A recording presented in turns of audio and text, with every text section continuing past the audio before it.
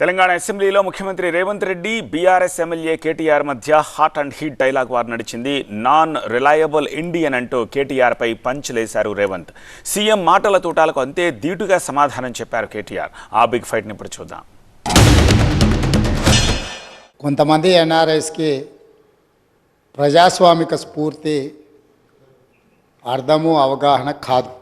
మనం ప్రయత్నం చేసినా కూడా వారు తెలుసుకునే ప్రయత్నం చేయరు. ఎన్ఆర్ఐ అంటే నాన్ రిలయబుల్ ఇండియన్ కింద మేనేజ్మెంట్ కోటాలో ఇక్కడికి వచ్చి టికెట్ తీసుకొని అక్కడ ఆ కేకే మహేందర్ రెడ్డి గారిని అన్యాయం చేసి ఈరోజు ఇక్కడికి వచ్చిండ్రు.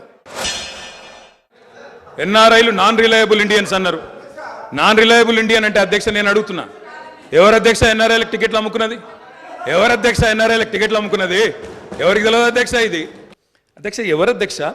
100 కోట్ల మంది భారతీయులను కాదని బయట నుంచి తెచ్చుకున్న అధ్యక్షులు చేసుకుంది ఎవరు అధ్యక్ష? బయట దేశం వాళ్ళని తెచ్చుకున్న అధ్యక్షులు చేసుకున్న దుస్థితిలో ఉన్న కాంగ్రెస్ పార్టీ ఎన్ఆర్ఐల గురించి మాట్లాడితే ఎట్లా అధ్యక్ష?